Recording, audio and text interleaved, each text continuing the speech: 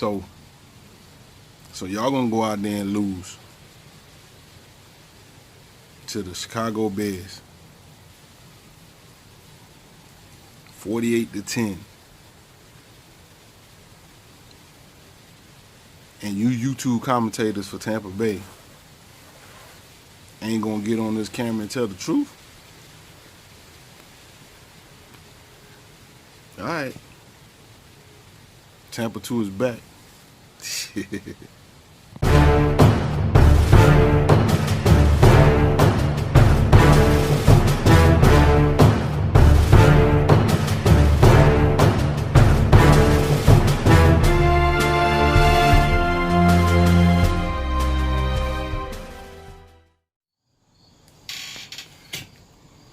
Now, what I told y'all I was only making videos because y'all wasn't telling the truth. So a lot of y'all started telling the truth on these videos. So, quite naturally, I said ain't no need for me to make no videos. Y'all got it.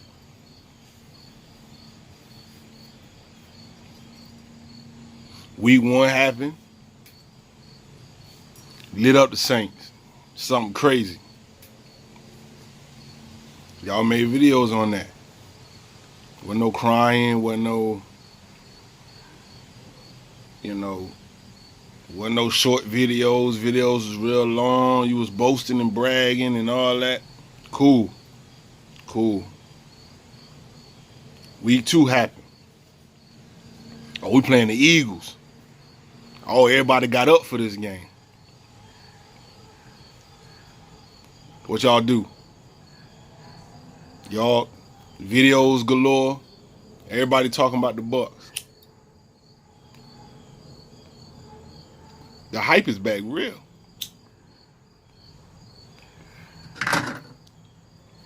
Then we play Pittsburgh. Take our first L.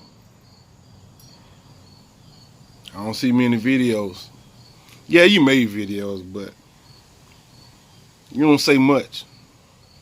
And that's a Steelers team we should have dominated. We got all these weapons. All good. I said, all right, cool, whatever. Then week 4 happened. And we get tore out the frame by the Chicago Bears. And y'all YouTube commentators don't hardly say nothing.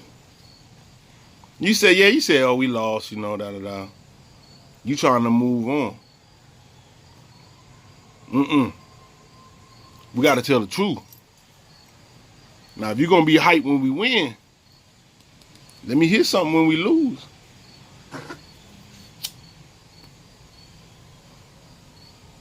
See, that's why fan bases don't respect the Buccaneers. Fan base. Because we all in everybody's face when we win. We ain't got nothing to say when we lose. Not much. But that's why I'm here. Now, first of all, let me tell you the truth about why we are who we are. The Buccaneers cannot handle the spotlight. That's the bottom line. I hear all the fire Mike Smith and all that, and I'm going to talk about that in another video. But I like the job Jason Light doing putting the team together, and if you would have told us we was going to be starting all rookies in our secondary and Brent Grimes was going to be a fraction of who he really is, and we're going to have all these injuries, and Vita Vea ain't really turning on yet. He just started, so it ain't no big deal. But if you'd have told me that, I wouldn't have believed you. But that's what the situation in which we find ourselves. But that is no reason why the Chicago Bears should have put 48 points on us, and we only put 10 on them with the same weapons we had first week and the second week. Still got Deshaun Jackson. Still had O.J. Howard. He got injured, though. Still got Cameron Brake. Still got Mike Evans. We still got the running backs, if you want to call them running backs. I like to call them designated blockers because they ain't really doing no running backing. But I just want y'all to tell the truth. And the truth is we just can't handle the spotlight. You know, we went 5-11 last year. But the year before that we went 9-7. So we go 9-7 under everybody's radar. Then they go, all right, Tampa, y'all did something. We're going to put the spotlight on you now. We're going to put you on Hard Knocks. So we can grow y'all fan base. And let's see what you do with the spotlight. We came out and shit a brick. So, we come back this year. The predictions, we going 3-13. And we're going to win 4 games and all this. Nothing. Every team putting a W on their schedule when they see the Bucs. And Jameis Winston gets suspended. They like, oh, ain't no use in bringing them up. But what happened? We get our first win on the Saints. And it's a shootout. Ryan Fitzpatrick going crazy. Everybody started looking like, what they over there doing? Bucs start getting little lenses pointed back at them. But yeah, but they ain't going to beat the Eagles, though. Ain't no way they're going to beat the Eagles. Saints in their division, so ain't no way they're going to beat the Eagles. Come through, spank the Eagles. Y'all said spank y'all. Spanked y'all. And they're like, oh! Ryan Fitzpatrick. Wait a minute, Fitzmagic, the hype is real. Hey, everybody turn your cameras over here. Now, let's not ignore the Bucs now. What they doing? Now the Bucs start smelling themselves. Fitzpatrick show up with hamburger meat hanging out. Got the swag going. Everybody going crazy. Everybody looking at the Bucs. Some even have us favored to beat the Pittsburgh Steelers. Like, they're going to beat the Pittsburgh Steelers. They're over there locker room going crazy. Antonio Brown acting crazy. Let me pause this for a second.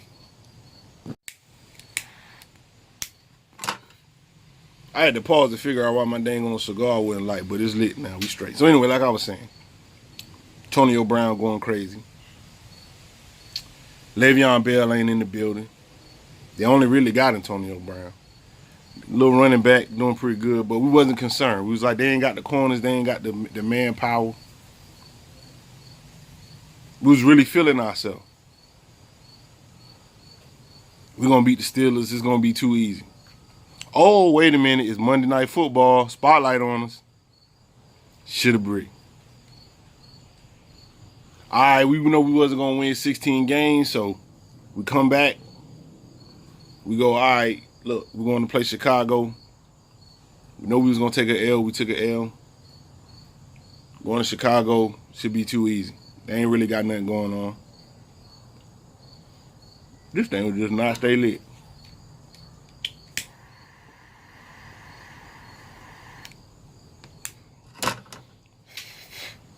Then, go up there.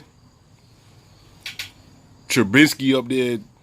Trubisky up there looking like a damn Hall of Fame quarterback. How you throw 6 touchdowns? There's no reason for a quarterback playing an NFL defense to throw 6 touchdowns. There ain't no reason. With our defensive line, even with rookies, they got 3 games under them. Even with the rookies. With Brent Grimes in there, there ain't no reason why somebody should throw 6 touchdowns on us. Now, we playing Brady or somebody like that, cool. But if Drew Brees couldn't throw 6 touchdowns on us and we not be able to answer, But Mitch Trubisky come out there and he throws 6 touchdowns. And now look how hype y'all got the Bears. Y'all got the Bears hype. They think they good. I'm not gonna act like their defense ain't got something going on, but come on, man. Trubisky ain't like that, man. Come on. Y'all got this man really feeling himself. Y'all. And now y'all quiet. I don't like it. We can't handle the spotlight. That is our problem. As long as we flying under everybody's radar, we good. We can't handle success. That's our problem too. We don't know how to be successful. You know, we win a game, 2 games, and we up there acting crazy. We expect to win. They all in the interview. We expect to win. Oh, now you expect to win. Okay, good. But you don't look like that. The 2 games after, you expected to be Chicago. You ain't look like it. You expected to beat the Steelers? Well, I did. I expected y'all to beat the Steelers. You ain't look like it. So, our problem is we don't know how to handle success. And we don't know how to handle the spotlight. And a few wins ain't gonna get us, ain't gonna do that for us. So everybody want to fire Mike Smith, the D coordinator. I will admit, our defense been in a lower tier since he came. But his scheme that he's running can work, but you got to have a Seahawks Super Bowl team type of defenders. You got to have that level of talent, because people going to be out of place. But if you look at that Seahawks defense, when they won the Super Bowl, they had players that could recover from mistakes or being in the wrong place. For Mike Smith's defense to work, you got to have at least one shut down corner. His whole side of the field is shut down. And then you rotate the coverage to their dominant player. Whoever the dominant player is after that side is shut down. That's the only way that's going to work. We don't have the safeties to run this scheme. We don't have the cornerbacks to run his scheme. And we ain't getting the type of pass rush we need to run his scheme. That's why his scheme don't work. When he was in Atlanta, the same thing. He had influence over the defense, obviously. But it don't work. It didn't work. But the way they was able to win so many games is their offense was able to overcome that. For some reason, our offense ain't able to overcome the deficiencies in the defense. It's just not. So, fire Mike Smith, cool. But who you gonna bring in? You probably got a lot of ideas. But you always got to ask yourself, number one, do they want to be in Tampa? Number two, when you bring in a new defensive coordinator, there's going to be some type of overhaul, right? Some players going to leave. What was that? Something failed. Some players going to have to leave. We're going to have to get some new players come in, some free agents from whatever team he come from. And we got to go back down this slippery road again, man, that we've been going through so many times. I'm not saying stay with Mike Smith. I'm not saying that. But I'm also not saying fire his ass today. Let's see what he can make happen out of this, right? It's only 2 games. We won 2, we lost 2. They expected Fitzpatrick to go 1-3 before the bye week. And he went 2-2 with some good wins on his belt. We should switch to Jameis Winston, so I'm glad we're doing that, because the Fitz magic done burned out. But at the same time, even if they reevaluate what we've been doing on defense, we don't have the talent. I'm not saying we won't eventually have the talent, but as of today, them rookies got a long way to go, man. They doing all right, though. Don't get me wrong. They doing all right. They got a long way to go, though. So what I'm saying is, long story, less long. Wait it out. Give it time. I know you tired of giving it time. Tampa always got to give it time.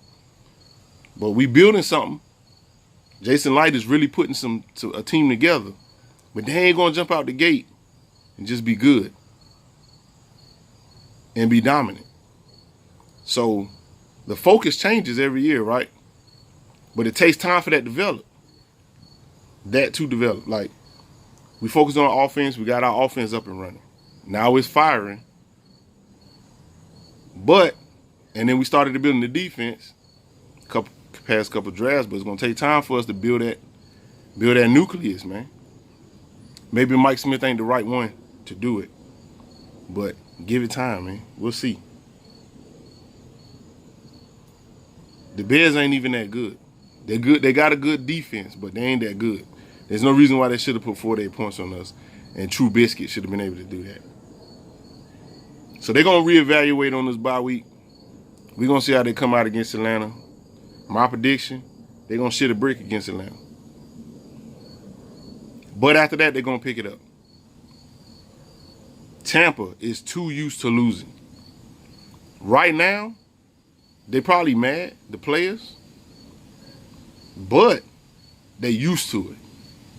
That winning, they wasn't used to. They're in a comfort zone right now. If this year is going to be like the past years, they're going to get back used to losing, and then they're going to be okay with losing. Now, they're going to say, we're not okay with losing. But they're comfortable losing. They're not bothered by losing. But, well, I can't say that. They're probably bothered by losing, but they're comfortable. They were uncomfortable winning. They even look uncomfortable. To hear Bucs players say stuff like, oh, yeah, we expected to come back and win. We thought we was going to come back and win. They don't even look confident when they say that. They don't even seem confident. They're like, yeah, we thought we was going to come back and win. We had a plan. And no. So we'll see, man. This Atlanta game going to tell a lot. I think we're going to shit a brick out of the bye week because we seem to do that. But we'll see. If they get back to winning and Jameis Winston get a full, reps with the team and all that, get to practice, we'll see what happens. So, listen. Last thing I'm going to say. Y'all commentators out there, man, start telling the truth. Or I'm going to be making more of these videos. Now, I don't have to. I don't need to. If y'all tell the truth, I'll go back in my little hole. If you don't, remember, we cannot handle the spotlight. We are not comfortable with success. We do not know how to win consistently. That's our problem. We learn how to change that. We'll be one of these playoff teams every year. Tampa 2, man.